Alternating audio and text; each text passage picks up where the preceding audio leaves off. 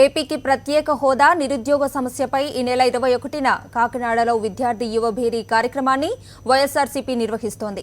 ఈ కార్యక్రమానికి పార్టీ అధ్యక్షుడు వైఎస్ జగన్ హాజరు కానున్నారు. ఇందుకు సంబంధించిన ఏర్పాట్లపై తూర్పుగోదావరి జిల్లా పార్టీ అధ్యక్షులు జ్యోతుల నెహ్రూ ఆధ్వర్యంలో పార్టీ రాష్ట్ర ప్రధాన కార్యదర్శి విజయసాయిరెడ్డి కాకినాడలో సమావేశమయ్యారు. ఈ సమావేశానికి పార్టీ నియోజకవర్గ కన్వీనర్లు, ఎమ్మెల్యేలు, ఎమ్మెల్సీలు హాజరయ్యారు. గతంలో తిరుపతి, విశాఖపట్నంలో విజయవంతంగా నిర్వహించిన యువభేరీల కంటే కాకినాడలో జరిగే యువభేరీ మరింత విజయవంతం కావాలని విజయసాయిరెడ్డి పార్టీ నేతలను కోరారు.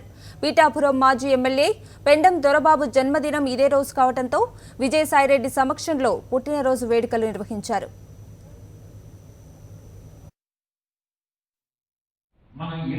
ఎంత ఎక్కువ మంది విద్యార్థులకి ఈ యొక్క స్పెషల్ కేటగిరీ స్టేటస్ యొక్క ప్రయోజనాలని మనం వివరించి చెప్పగలిగినట్లయితే ఇంటర్న్ వాళ్ళు ఒక్కొక్కరు 10 మందికి చెప్పినా కూడా 8,000 మంది, 10 మందికి చెప్పినా కూడా 80,000 మందికి జిల్లాలో ఈ యొక్క సందేశం అన్నటువంటిది పోయి అధికారంలో ఉన్నటువంటి ప్రభుత్వానికి కానీ కేంద్ర ప్రభుత్వానికి కానీ ఈ యొక్క ఆవశ్యకతను గుర్తించి రాష్ట్రానికి మేలు చేకూరుతుందన్నటువంటి ఉద్దేశంతో ఈ సమావేశాన్ని నిర్వహించుకుంటున్నాం.